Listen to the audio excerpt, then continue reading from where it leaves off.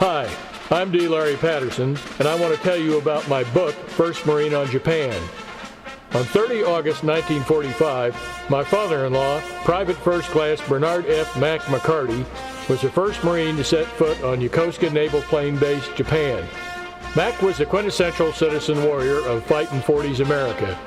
He's representative of the hundreds of thousands of Marines, soldiers, sailors, and airmen who selflessly cast aside the safety and comfort of civilian life to risk everything in the all-out struggle for the survival of their country. Mac quickly made the tough transition from civilian life to become a highly decorated Marine. In 1943, Mac enlisted in the U.S. Marine Corps at the ripe old age of 29 and was the oldest recruit at basic training, promptly earning him the nickname Grandpa. While assigned to the Independence-class small aircraft carrier U.S.S. Cowpens from October 1943 through August 1945, Mac was in charge of the 20mm Oerlikon anti-aircraft battery and defended the ship from kamikazes and other airborne attacks during a long list of brutal naval battles. On 30 August 1945, Mac served as bodyguard for Cowpens skipper Captain Herbert S. Duckworth, commander of Naval Air Operations in the Tokyo Bay area during the occupation of Japan.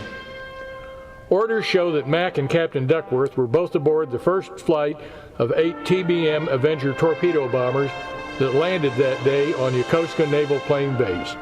A yellowed Kansas City Star article proudly proclaims, PFC Bernard F. McCarty made history today by becoming the first Marine of the American Occupational Forces to set foot on Japanese soil.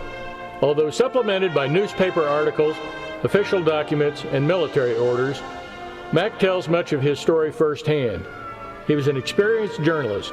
In a lengthy 16,703-word letter to his wife Martha written just a few days after arriving in Japan, he gave an extremely interesting and eloquent description of his landing at Yokosuka, being the first Marine to set foot on Japanese soil, raising Old Glory over a Japanese base, his first impressions of Japan and the Japanese people, and life as a member of the initial American Occupational Force.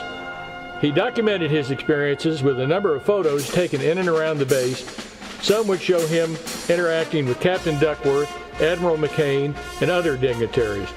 Mac was also an accomplished artist and produced many pen and ink drawings of life aboard the Cowpens and at Yokosuka. Mac always considered himself a Marine until the day he died. His uniform perpetually hung in his bedroom closet, and his M1 carbine was always close at hand, clean, locked and loaded, and ready for action. Mac was certainly not a unique individual. Actually, quite the opposite is true. Like all four of the McCarty brothers, almost every able-bodied man and many women of Mac's generation shared similar wartime experiences. Many were less fortunate and gave up much more than just the 2 or 3 years of their lives. After the passing of almost 70 years, recounting Mac's military experiences now serve as a reminder to us all of the similar sacrifices and countless contributions made by those other nameless thousands who also answered the same call, and those thousands of patriotic Americans who still choose to do so today. Thanks, Mac. Here's where you can buy either an ebook or print book copy of First Marine on Japan. For more information about some of my other books, visit the sites listed on the screen.